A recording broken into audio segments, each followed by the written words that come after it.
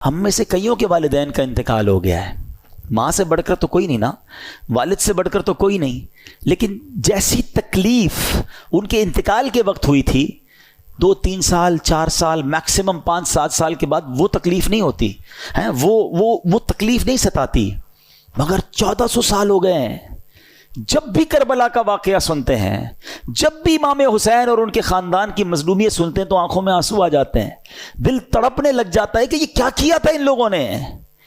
ہیں شاعر لکھتے ہیں نا, جن کو دھوکے سے کوفے بلایا گیا, جن کے بچوں کو پیاسا رلایا گیا, جن کی گردن پہ خنجر چلایا گیا, اس حسین ابن حیدر پہ لاکھوں سلام.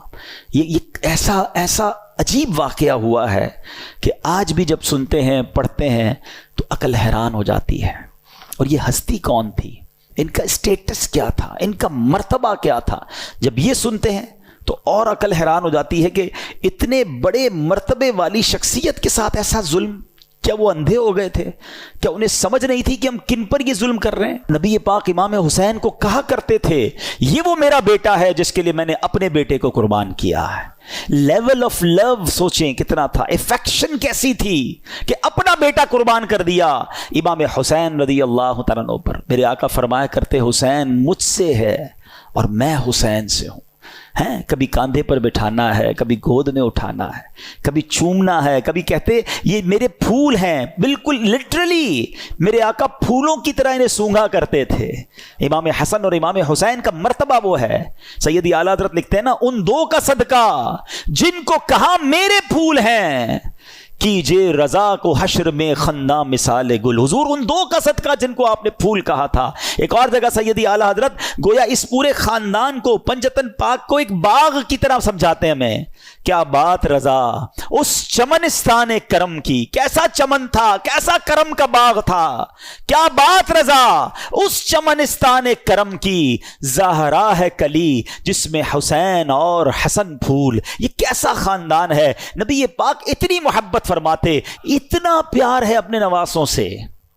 پیارے آقا علیہ الصلوۃ والسلام کی حدیث مبارک جس کا مضمون ہے جو حسین سے بغض رکھے اس نے مجھ سے بغض رکھا. اتنے فضائل, اتنے نازوں سے پالا ہوا امام حسین کی قسمت پر ہماری جانیں قربان.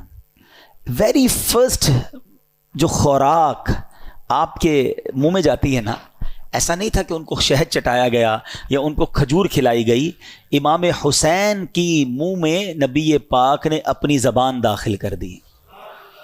پہلی خوراک لعاب مصطفیٰ ہے صلی اللہ تعالی علیہ وسلم. آپ سوچئے سٹارٹ کیسا ہے کہ زندگی میں اگر پہلا کچھ لقمہ کھایا ہے یا کوئی چیز حلق کے نیچے جا رہی ہے تو وہ سرور کائنات علیہ الصلوۃ والسلام کا لعاب دہن ہے. اذان کس نے دی؟ آپ کے امام حسین کی کانوں میں اذان دینا بھی ان کی نصیب. دیکھیں کہ ان کے کانوں نے پہلی آواز سنی اللہ اکبر, اللہ کا نام سنا, اور زبان تھی حبیب خدا کی. ہائے ہائے ہائے, کیا بیان کریں ہم. ہمارے پاس تو سچی بات بتاؤں, ہماری اوقات بھی نہیں ہے. ہمارے پاس نہ وہ الفاظ ہیں نہ ہماری اوقات ہے کہ ہم حسنین کریمین اور اس گھرانے کی شان بیان کریں. ہم تو بس صدقہ لینے جمع ہوئے ہیں, خیرات لینے جمع ہوئے ہیں کہ کچھ ان کا ذکر کر لیں. اور وہ شاعر کہتے ہیں نا, کچھ نواسوں کا صدقہ عطا ہو, در پہ آیا ہوں بن کے سوالی. ہم تو صدقہ لینے جمع ہوئے ہیں.